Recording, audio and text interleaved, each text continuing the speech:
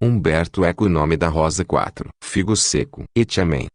Devo, no prosseguimento desta história, falar ainda, e muito, desta criatura e referir os seus discursos. Confesso que me é muito difícil fazê-lo, porque não saberei dizer agora, como nunca compreendi então, que gênero de língua ele falava. Não era latim, língua em que nos exprimíamos entre homens de letras da abadia. Não era língua vulgar daquelas terras, nem outra vulgar que jamais tivesse ouvido. Creio ter dado uma pálida ideia do seu modo de falar referindo acima, tal como as recordo, as primeiras palavras que lhe ouvi. Quando mais tarde soube da sua vida aventurosa e dos vários lugares onde tinha vivido, sem encontrar raízes em nenhum, dei-me conta que Salvador falava todas as línguas e nenhuma, ou melhor, tinha inventado uma língua própria usando os pedaços das línguas com que tinha entrado em contato.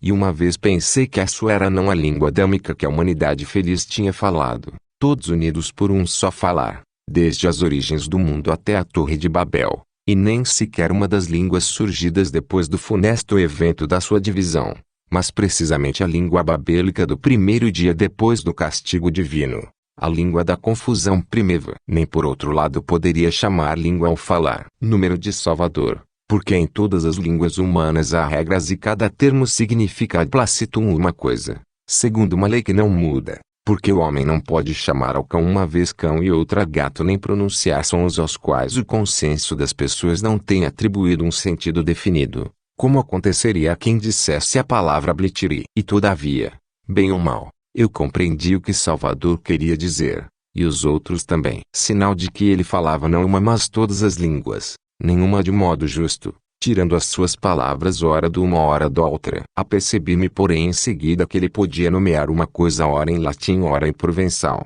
e dei conta que, mais do que inventar as suas próprias frases, ele usava diziecta membra de outras frases, ouvidas um dia, segundo as situações e as coisas que queria dizer, como se só conseguisse falar de um alimento, creio, com as palavras das gentes junto das quais tinha comido esse alimento, e exprimir a sua alegria só com sentenças que tinha ouvido emitir a gente alegre, no dia em que ele tinha sentido igual alegria. Era como se o seu falar fosse a imagem da sua cara, feita com pedaços de caras alheias, ou como vi por vezes preciosos relicários, silicete magnis componere parva, ou as coisas divinas as diabólicas, que nasciam dos detritos de outros objetos sacros. No momento em que o encontrei pela primeira vez, Salvador apareceu-me, não só pelo seu rosto mas também pelo seu modo de falar, um ser não dissemelhante dos cruzamentos pelosos e ungulados que tinha acabado de ver sob o pórtico. Mais tarde compreendi que era talvez um homem de bom coração e humor faceto. Mais tarde ainda. Mas vamos por ordem. Até porque,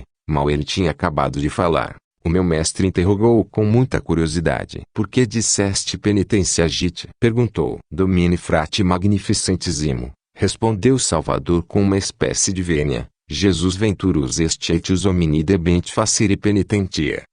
Guilherme olhou-o fixamente. Vieste para aqui de algum convento de menoritas? Não entendo. Pergunto se viveste com os frades de São Francisco. Pergunto se conheceste os chamados apóstolos. Salvador empalideceu. Ou melhor, o seu rosto bronzeado e beluíno tornou-se cinzento. Fez uma profunda vênia. Pronunciou a meia voz um vade retro, persignou-se devotamente e fugiu voltando-se para trás de quando em quando. Que lhe haveis perguntado? Perguntei a Guilherme. Ele ficou um pouco pensativo. Não importa.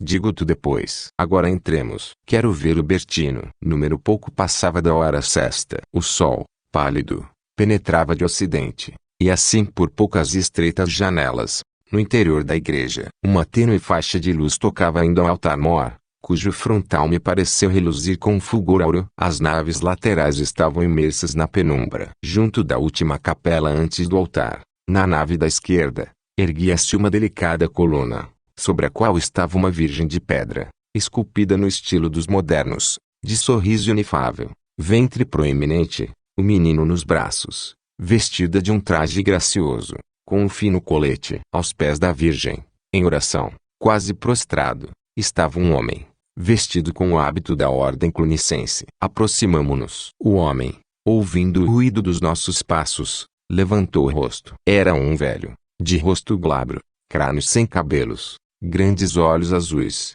uma boca fina e vermelha, a pele alva, o crânio ossudo a que a pele aderia como se fosse uma múmia conservada em leite. As mãos eram brancas, de dedos longos e finos. Parecia uma menina emurchecida por uma morte precoce. Pousou sobre nós um olhar primeiro perdido, como se o tivéssemos perturbado numa visão estática. Depois o rosto iluminou-se-lhe de alegria. Guilherme, exclamou. Meu caríssimo irmão. Levantou-se com dificuldade e foi ao encontro do meu mestre, abraçando-o e beijando-o na boca. Guilherme, repetiu, e os olhos umedeceram-se-lhe de pranto. Quanto tempo! Mas ainda te reconheço. Quanto tempo, quantas vicissitudes, quantas provas que o Senhor nos impôs. Chorou. Guilherme retribuiu-lhe o abraço, visivelmente comovido. Encontrávamos-nos diante de Ubertino de Casale. Já tinha ouvido falar dele longamente, ainda antes de vir para a Itália, e mais ainda quando frequentava os franciscanos da corte imperial. Alguém me tinha até dito que o maior poeta daqueles tempos, Dante Alighieri de Florença, morto há poucos anos, tinha composto um poema, que eu não pude ler porque estava escrito em língua vulgar toscana, em que tinham posto a mão, o céu e a terra. E muitos dos seus versos não eram mais do que uma paráfrase de textos escritos por Ubertino no seu Arbor Vitae Crucifixae. E não era este o único título de mérito daquele homem famoso. Mas para permitir ao meu leitor compreender melhor a importância daquele encontro, terei de procurar reconstituir as vicissitudes daqueles anos, tal como as tinha compreendido durante a minha breve estada na Itália Central por palavras dispersas do meu mestre e ouvindo os muitos colóquios que Guilherme tivera com abades e monjas no decurso da nossa viagem. Procurarei dizer o que tinha compreendido, ainda que não tenha certeza de dizer bem estas coisas. Os meus mestres de Melk tinham me dito frequentemente que é muito difícil para um nórdico ter ideias claras sobre as vicissitudes religiosas e políticas da Itália. A península, onde o poder do clero era mais evidente do que em qualquer outro país e onde, número mais do que em qualquer outro país, o clero ostentava poder e riqueza, tinha gerado há pelo menos 2 séculos movimentos de homens tendentes a uma vida mais pobre, em polêmica com os padres corruptos, de quem recusavam até os sacramentos reunindo-se em comunidades autônomas mal vistas, ao mesmo tempo pelos senhores, pelo império e pelas magistraturas citadinas. Por fim tinha vindo São Francisco e tinha difundido um amor pela pobreza que não contradizia os preceitos da Igreja, e por obra a sua Igreja tinha acolhido o apelo à severidade de costumes daqueles antigos movimentos e tinha-os purificado dos elementos de desordem que neles se aninhavam. Deveria ter se seguido uma época de brandura e de santidade, mas, como a ordem franciscana crescia e atraía-se os homens melhores, tornava-se demasiado poderosa e ligada a assuntos terrenos, e muitos franciscanos quiseram reconduzi-la à pureza do passado. Coisa bastante difícil para uma ordem que, nos tempos em que eu estava na abadia, já contava mais de 30.000 membros espalhados por todo o mundo. Mas assim é, e muitos destes frades de São Francisco opunham-se à regra que a ordem se tinha dado, dizendo que a ordem já tinha assumido as formas das instituições eclesiásticas para cuja reforma tinha nascido, e que isto já tinha acontecido no tempo em que Francisco era vivo, e que as suas palavras e os seus propósitos tinham sido traídos. Muitos deles descobriram então o livro de um monge cisterciense que tinha escrito no início do século XII da nossa era, chamado Joaquim, e a quem se atribuía espírito de profecia. De fato, ele tinha previsto o advento de uma nova era, em que o Espírito de Cristo, há algum tempo corrompido por obra dos seus falsos apóstolos, se realizaria de novo sobre a terra. E tinha anunciado tais prazos que a todos parecera claro que ele falava sem o saber da ordem franciscana. E muitos franciscanos tinham se alegrado bastante com isto, parece que até demais, tanto que a meio do século em Paris os doutores da Sorbonne condenaram as proposições daquele abade Joaquim. Mas parece que o fizeram porque os franciscanos, e os dominicanos, estavam a tornar-se demasiado poderosos e sapientes, na Universidade de França, e queriam eliminá-los como hereges. O que depois não se fez, e foi um grande bem para a Igreja, porque isto permitiu que fossem divulgadas as obras de Tomás de Aquino e de Boaventura de Bagnoregio, que certamente não eram hereges. Por isto se vê que também em Paris as ideias estavam confusas, ou alguém queria confundi-las com fins pessoais. E este é o mal que a heresia faz ao povo cristão, que torna obscuras as ideias e leva todos a tornarem-se inquisidores pelo próprio bem pessoal. E tudo quanto vi mais tarde na abadia de que falarei depois, fez-me pensar que muitas vezes são os inquisidores que criam os hereges. E não só no sentido de que os imaginam quando não existem, mas porque reprimem com toda a veemência a corrupção herética que muitos são levados a nela participar por ódio contra eles. Na verdade, um círculo imaginado pelo demônio, que Deus nos salve. Mas falava da heresia, se acaso foi, joaquimita. E viu-se na Toscana um franciscano, Gerardo de Borgo Sandomino, tornar-se o porta-voz das predições de Joaquim e impressionar muito o ambiente dos frades menores. Surgiu assim entre eles uma ala de defensores da regra antiga, contra a reorganização tentada pelo grande Boaventura, que depois se tinha tornado geral da ordem. Nos últimos 30 anos do século passado, quando o Concílio de Leão, salvando a ordem franciscana contra quem a queria abolir, lhe concedeu a propriedade de todos os bens que número tinha em uso, como já era de lei para as ordens mais antigas, alguns frades nas marchas rebelaram-se, porque consideravam que o espírito da regra tinha sido definitivamente traído, na medida em que um franciscano não deve possuir nada, nem pessoalmente, nem como convento, nem como ordem. Meteram-nos na prisão para toda a vida. Não me parece que pregassem coisas contrárias ao Evangelho, mas quando entra em jogo a posse das coisas terrenas é difícil que os homens raciocinem segundo a justiça. Disseram-me que, anos depois, o novo geral da ordem, Raimundo Galfredi, encontrou estes prisioneiros em Anconaé, libertando-os, disse: quisesse Deus que todos nós e toda a ordem estivéssemos manchados com essa culpa. Sinal de que não é verdade aquilo que dizem os hereges e de que na igreja habitam ainda homens de grande virtude. Estava entre estes prisioneiros libertados Angelo Clareno, que se encontrou depois com um frade da Provença, Pedro de João Olivi, que pregava as profecias de Joaquim, e depois com Bertino de Casale, e daí nasceu o movimento dos espirituais. Ascendia naqueles anos ao trono pontifício um eremita santíssimo, Pedro de Morrone, que reinou como Celestino V. E este foi acolhido com alívio pelos espirituais. Aparecerá um santo, tinha-se dito, e observará os ensinamentos de Cristo. Terá uma vida angélica. Tremei prelados corruptos. Talvez Celestino tivesse uma vida demasiado angélica, ou os prelados à sua volta fossem demasiado corruptos, ou ele não conseguisse suportar a tensão de uma guerra já demasiado longa com o imperador e com os outros reis da Europa. O fato é que Celestino renunciou à sua dignidade e retirou-se num eremitério. Mas no breve período do seu reinado, menos de um ano, as esperanças dos espirituais foram todas satisfeitas. Foram junto de Celestino, que fundou com eles a comunidade dita dos Fratres et Pauperes Eremitae Domini Celestini. Por outro lado, enquanto o Papa tinha de fazer de mediador entre os mais poderosos cardeais de Roma, houve alguns como um Colonna ou um Orsini, que secretamente apoiavam as novas tendências de pobreza, escolha na verdade bastante curiosa para homens tão poderosos que viviam no meio de comodidades e riquezas desmedidas, e nunca compreendia se simplesmente se serviam dos espirituais para os seus fins de governo ou de algum modo se consideravam justificados na sua vida carnal por apoiarem as tendências espirituais,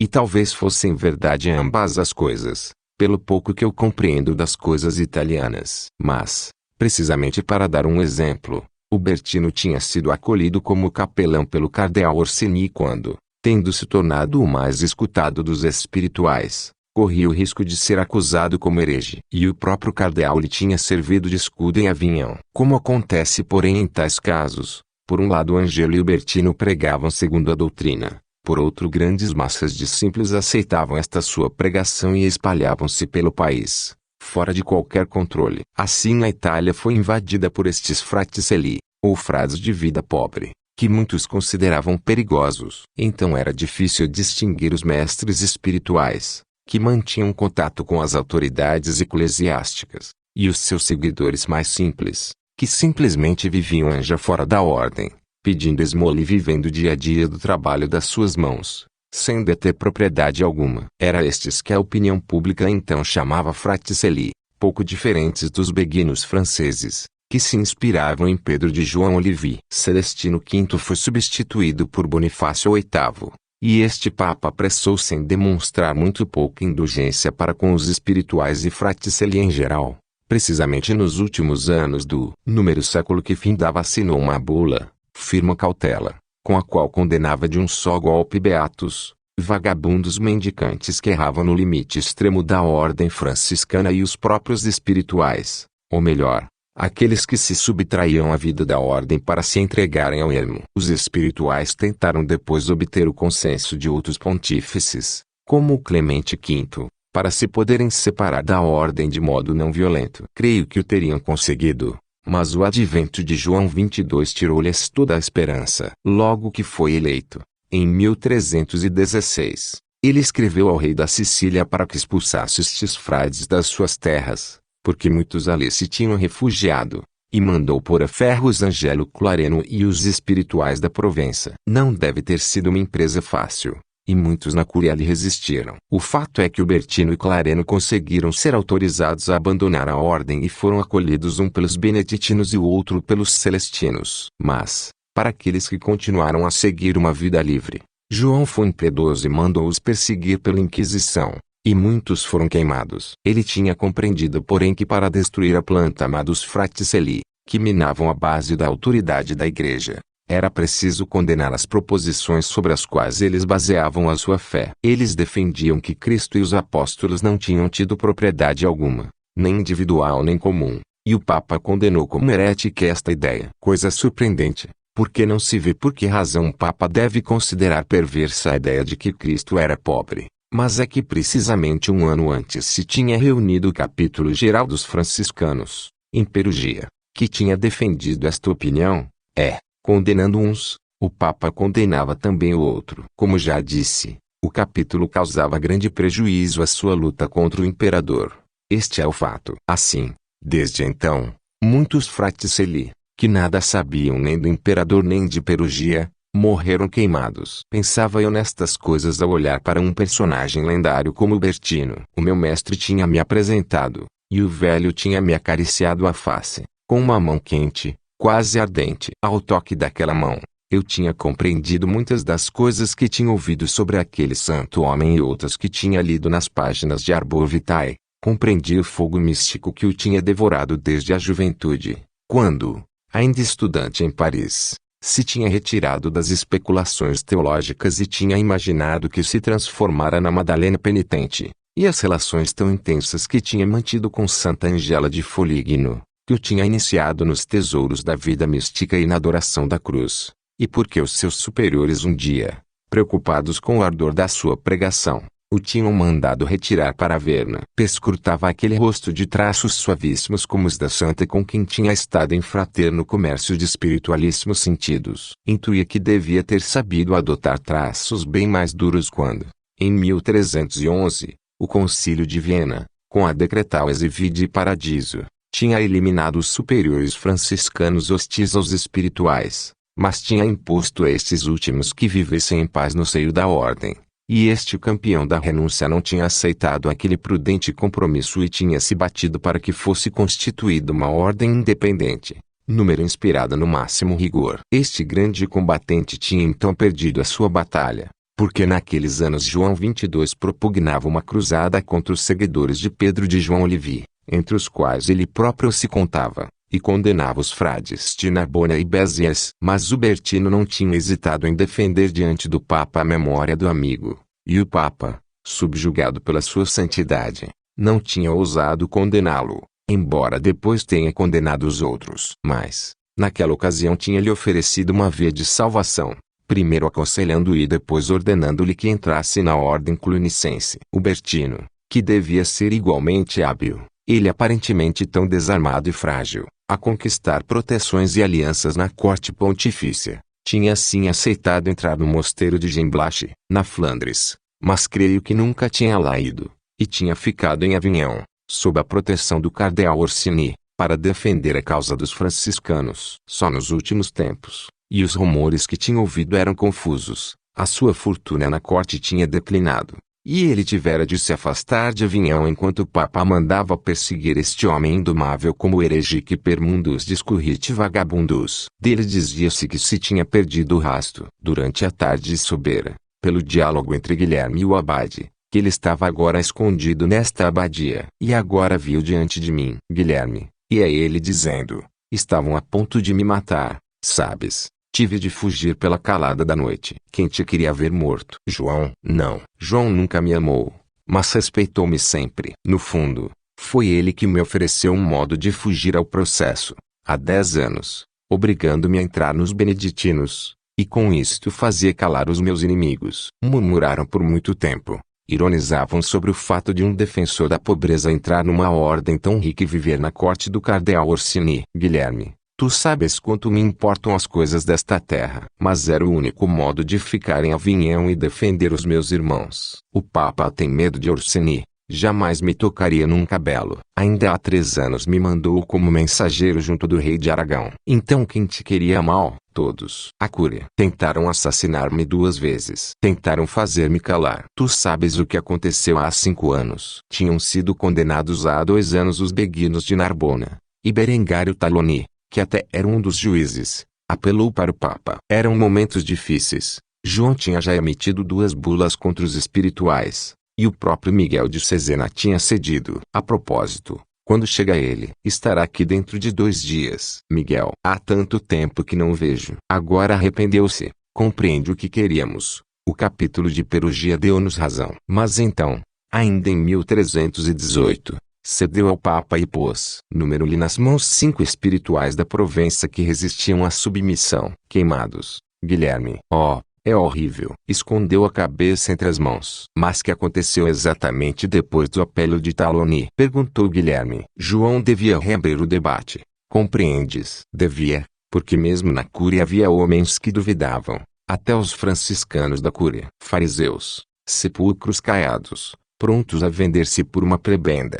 Mas duvidavam. Foi então que João me pediu para apresentar uma memória sobre a pobreza. Foi uma coisa bela. Guilherme. Deus me perdoe o orgulho. Lia. Miguel mostrou-me. Havia titubeantes, mesmo entre os nossos. O provincial de Aquitania, o cardeal de São Vitale, o bispo de Cafa. Um imbecil, disse Guilherme. Descansa em paz. Voou para junto de Deus há 2 anos. Deus não foi tão misericordioso. Foi uma falsa notícia chegada de Constantinopla. Está ainda entre nós. Dizem-me que fará parte da legação. Deus nos proteja. Mas é favorável ao capítulo de Perugia, disse o Bertino. Exatamente. Pertence àquela raça de homens que são sempre os melhores defensores do seu adversário. Para falar verdade, disse Libertino, também então não ajudou muito a causa. E depois tudo acabou em nada. De fato. Mas pelo menos não se estabeleceu que a ideia era herética. E isto foi importante. Por isso os outros nunca me perdoaram. Procuraram prejudicar-me de todas as maneiras.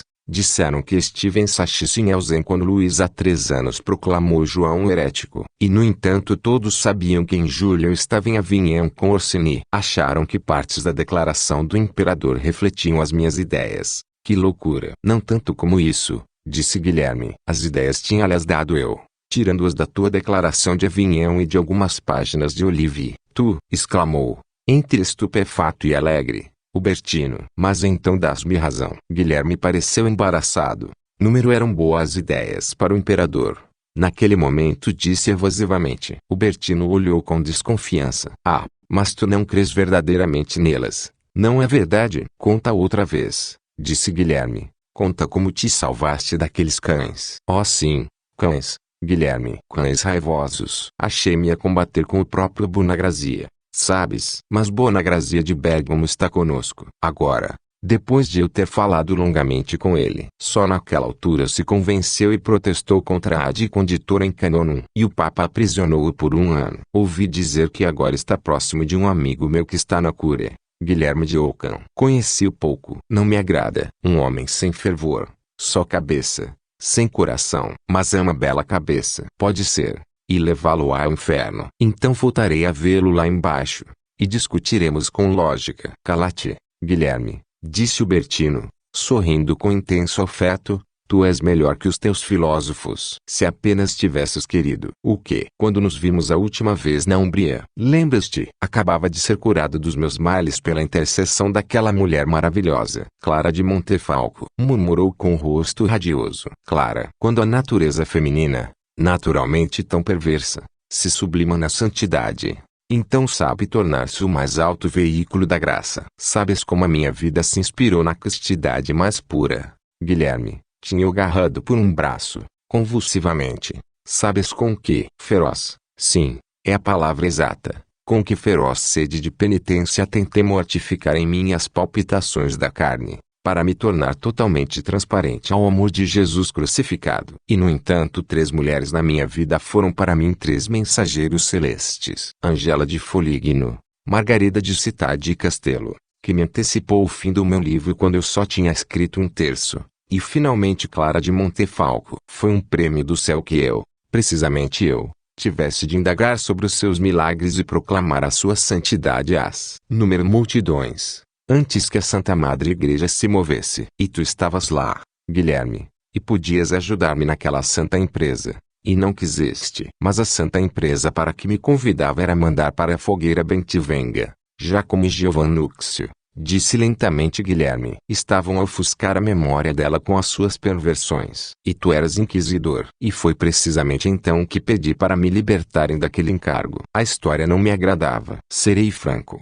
Também não me agradou o modo como induziste Bentivenga a confessar os seus erros. Fingiste querer entrar na sua seita, se é que era uma seita. Extorquiste-lhe os segredos e mandaste-o prender. Mas é assim que se procede contra os inimigos de Cristo. Eram hereges. Eram pseudo-apóstolos. 3 andavam ao enxofre de Frei Doucino. Eram os amigos de Clara. Não, Guilherme, não toques nem sequer com uma sombra na memória de Clara. Mas circulavam no seu grupo. Eram minoritas. Diziam-se espirituais. E afinal eram frades da comunidade. Mas tu sabes que foi claro, no inquérito, que Bentivenga de Gubbio se proclamava apóstolo, e depois com Giovannúcio de Bevagna seduzia as monjas dizendo-lhes que o inferno não existia, que se podem satisfazer desejos carnais sem ofender a Deus, que se pode receber o corpo de Cristo. Perdoa-me, Senhor, depois de ter estado deitado com uma monja, que o Senhor preferiu Madalena Virginis, que aquilo que o vulgo chama demônio é o próprio Deus.